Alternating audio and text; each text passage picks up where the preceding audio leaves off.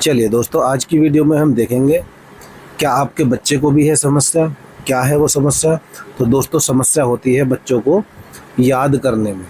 तो इस वीडियो में हम बात करेंगे माता पिता और शिक्षकों के लिए कुछ प्रभावी टेक्निक्स जिनसे बच्चों को याद करना आसान हो सकता है।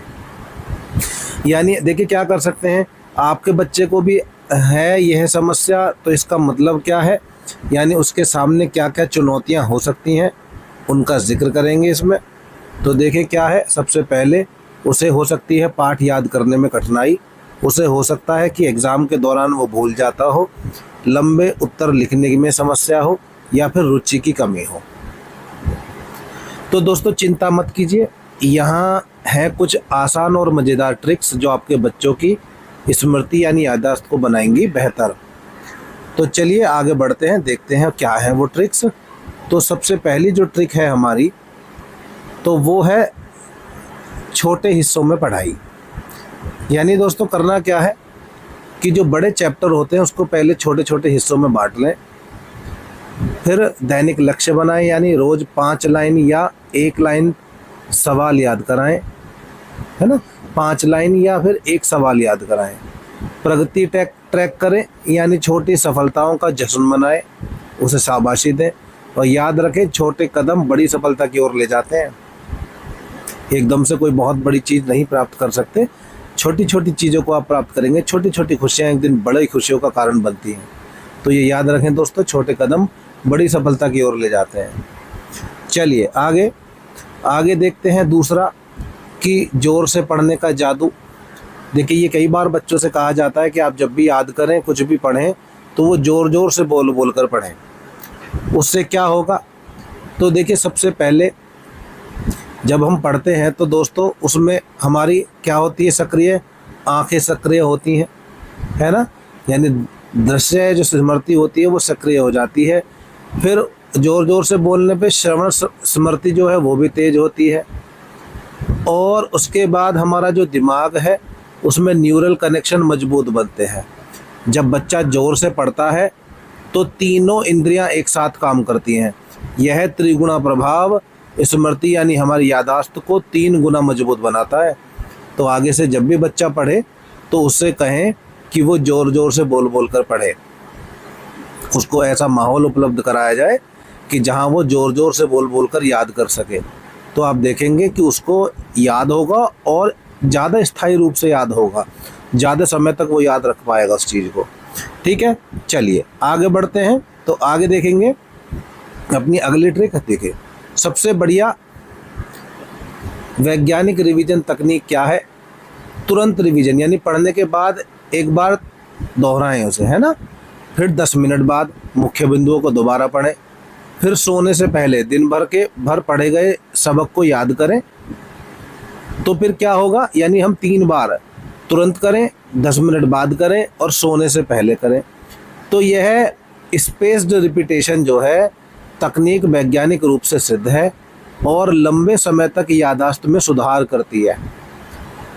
जो बच्चे ऐसा करेंगे उन बच्चों को बहुत लंबे समय तक याद रहते हैं। तो आप ज़रूर ध्यान रखें कि 3 बार हमको रिवीजन करना, ये एक वैज्ञानिक तकनीक है और इसका हमारे दिमाग पर अच्छा प्रभाव पड़ता है। चलिए आगे आगे बढ़ते हैं। आगे देखते हैं क्या ट्रिक नंबर हमारी 4। तो ट्रिक नंबर 4 क्या है, तो ट्रिक नंबर 4 है कीवर्ड्स शक्ति। कीवर्ड्स की शक्ति कैसे बनाएं कीवर्ड्स? देखिए मुख्य शब्द चुनें, हर पैराग्राफ में 2 से 3 महत्वपूर्ण शब्द निकालें। जो भी जितने भी पैराग्राफ को हम याद कर रहे हैं, बड़ा क्वेश्चन हम याद कर रहे हैं, तो उनमें 2 से 3 शब्द ऐसे निकालें कि जो बड़े महत्वपूर्ण हों। ठीक है, उसके बाद रंगीन पेन का उपयोग करें, अलग अलग रंगों से कीवर्ड को हाईलाइट करें, है ना। अपना स्केच पेन ले सकते हैं, जैसे येलो कलर से हाईलाइट कर लिया। आजकल मार्केट में बहुत सारे हाईलाइटर आते हैं, उनका भी इस्तेमाल कर सकते हैं। और नॉर्मली बच्चे पेंसिल से भी कर सकते हैं, लेकिन अगर आप रंगीन पेन का प्रयोग करेंगे तो जब भी आप उस चैप्टर के उस पेज को खोलेंगे तो आपको वही कीवर्ड्स जो है बार बार दिखाई देंगे। तो कनेक्शन बनाएं, यानी कीवर्ड्स को आपस में जोड़कर कहानी बनाएं। और देखिए सबसे बड़ी बात क्या है, कीवर्ड्स लंबे उत्तरों का शॉर्टकट है। यानी अगर आपको बड़े क्वेश्चन याद करने होते हैं। देखिए जैसे अब हम एस्से लिखते हैं तो एस्से को काफ़ी सारे पार्ट में जो है डिवाइड कर लेते हैं। जैसे उसका इंट्रोडक्शन अलग लिखेंगे, फिर उसकी जो और चीज़ें होंगी, जो महत्वपूर्ण चीज़ें होंगी उनको लिखेंगे, और लास्ट में कंक्लूजन लिखेंगे। तो उससे हमें एस्से याद रहेगा। लेकिन अगर हम किसी भी एस्से को किसी भी टॉपिक पर बिना कीवर्ड्स के या बिना महत्वपूर्ण शब्दों के लगातार लिखते चले जाएंगे तो वो याद करना भी मुश्किल हो जाएगा और उसको लिखना भी मुश्किल हो जाएगा। तो कीवर्ड्स की शक्ति जो है उसको पहचानें, और जब भी आप बड़े क्वेश्चन को याद करें तो उसमें कुछ कीवर्ड आप पकड़ लें कि जिनसे आपको वो क्वेश्चन याद रह सके। चलिए नेक्स्ट आगे बढ़ते हैं। आगे क्या है देखिए एक सबसे बढ़िया जो चीज़ है, अभी ऊपर हमने पढ़ा था कि जोर जोर से पढ़ना। दूसरा, दृश्य शिक्षण की महत्ता को देखें। देखिए माइंड मैप बनाएं। माइंड मैप्स क्या है? विषयों को दृश्य रूप में से जोड़कर समझना कहलाता है माइंड मैपिंग करना। ठीक है, यानी विषयों को दृश्य रूप से जोड़कर समझना जो है वो माइंड मैपिंग कहलाता है। उसके बाद हम फ्लो चार्ट्स का इस्तेमाल कर सकते हैं, प्रक्रियाओं को चरणबद्ध तरीके से लिखना। ठीक है, एल्गोरिथम वगैरह होते हैं उससे।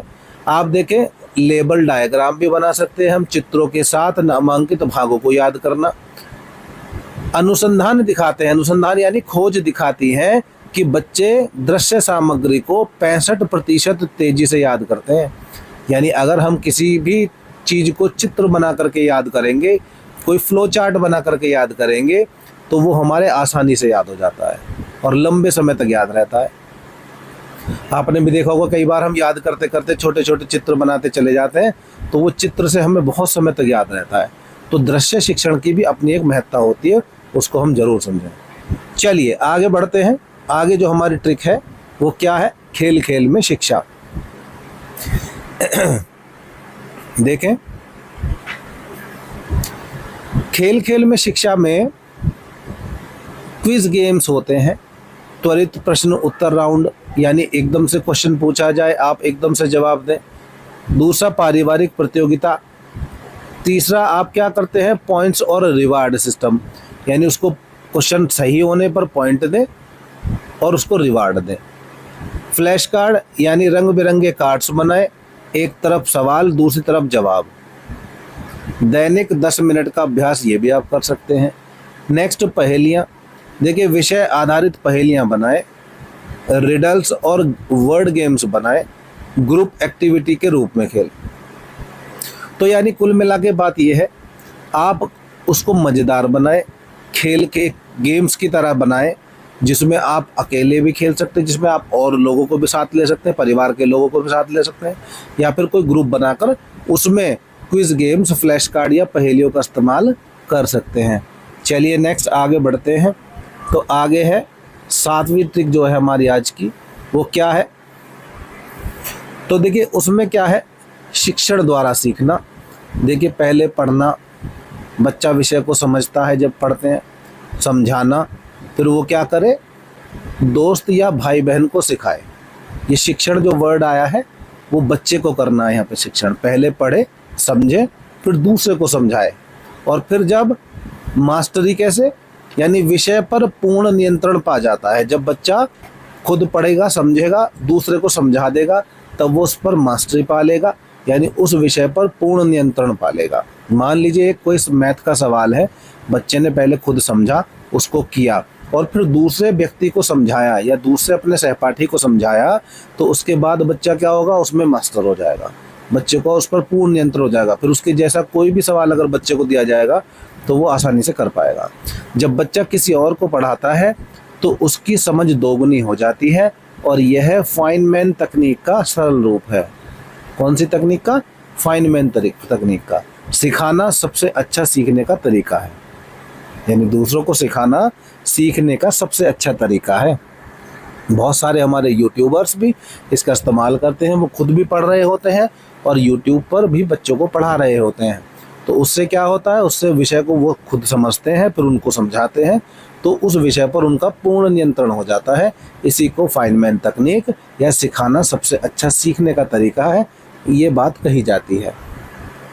चलिए आगे बढ़ते हैं। तो आगे देखें, देखिए क्या है, क्या बोल रहा है इस स्लाइड में? कि सफलता की कुंजी आपके हाथों में है। 7 आसान तकनीक हमने बताई आपको, 30 मिनट दिन में और 100% प्राकृतिक तरीका है ये। यानी आसान तकनीकें क्या है, जो हर बच्चे के साथ काम करती हैं, ये 7 तकनीक जो हमने बताई।